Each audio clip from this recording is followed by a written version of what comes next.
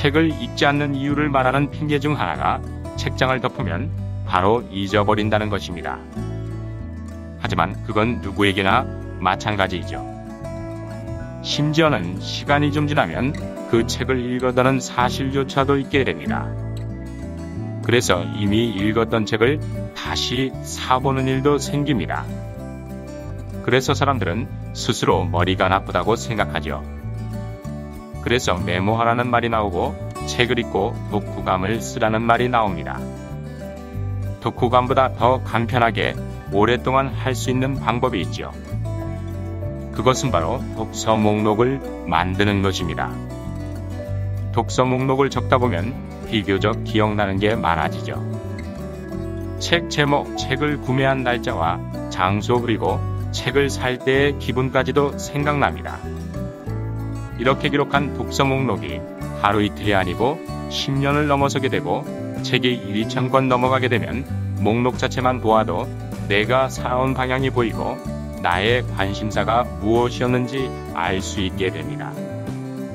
목록을 보면서 내가 대충 살지 않고 열심히 살았구나 하는 안도감도 생기고 새로운 아이디어까지도 다시 솟아오르는 느낌을 받습니다.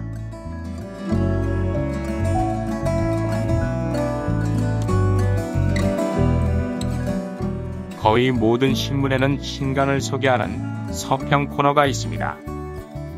보통 금요일이나 토요일에 실리는데 보통 2에서 3연씩 정도를 할애하며 책을 소개하지요.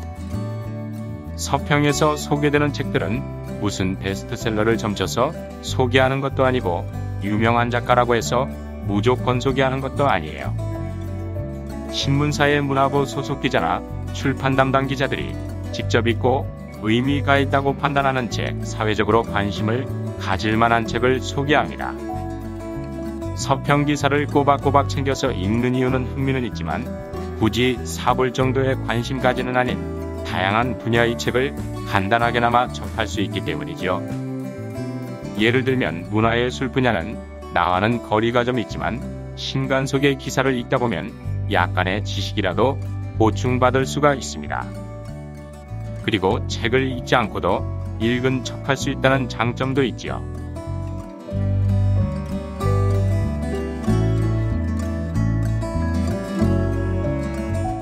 사람은 누구나 자신의 관심 분야가 있기 마련입니다. 취미 때문에 혹은 업무상의 이유로 자료도 수집하고 책을 읽다 보면 자연스레 그 분야에 대한 지식이 많아지게 되죠. 뭐든지 나하고 연관시키면 필요성도 생기고 흥미도 높아지기 마련입니다. 그냥 재미삼아 읽는 책도 삶을 여유롭게 하지만 목적의식을 갖고 읽는 책은 내 삶을 더욱 풍요롭게 하죠. 그리고 읽은 내용을 바탕으로 독후감 또는 내 책을 쓰겠다는 목적을 갖게 되면 책을 읽는 것 자체가 새로운 차원으로 다가옵니다. 저자의 문제 제기, 풀어가는 방법, 문제를 해결하기 위한 생각의 범위 등, 그리고 현재 관심을 가지고 있는 주제와 관련해서도 인용하고 싶은 부분이나 새로운 아이디어가 떠오르기도 하죠.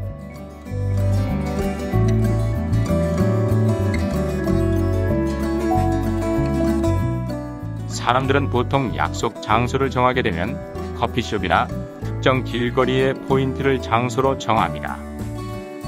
그런데 약속 장소를 책방으로 바꿔보면 어떨까요?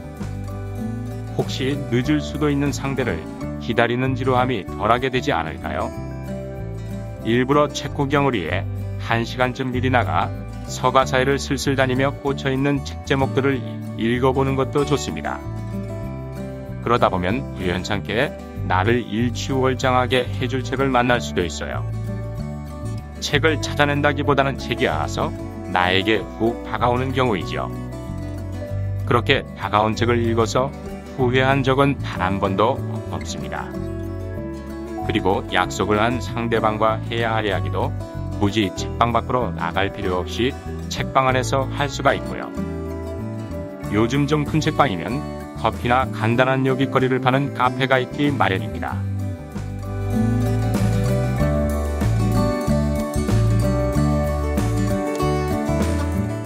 책을 읽다 보면 실수했다는 생각이 들 때가 있죠. 너무 재미가 없거나 어렵거나 내용이 부실하거나 등등 작심하고 읽은 책 중에서 괜히 샀다는 생각이 드는 책도 있고요.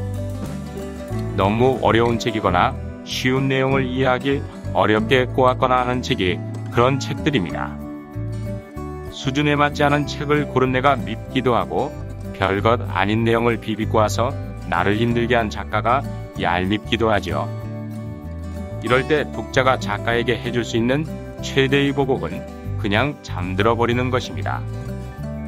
굳이 열심히 읽으려고 하지 않고 한숨 푹 자고 나서 그 책을 계속 읽을 것인지 아니면 그냥 책꽂이에 꽂아둘 것인지를 결정합니다.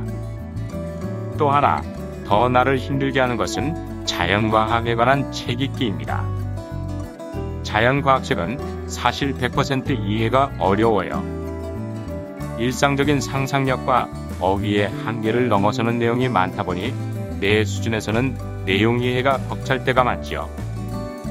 우주와 관련된 책을 읽다 보면 빛의 속도로 10억 년 동안 가야 도달할 수 있는 거리, 현미경으로도 볼 수 없는 400억 분의 1 같은 것들이 수시로 나오죠. 사실 잘 상상이 안 됩니다.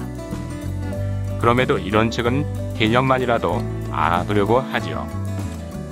그러면 내가 갖고 있던 상상력의 한계가 조금은 더 넓어진 느낌이 들기 때문이에요.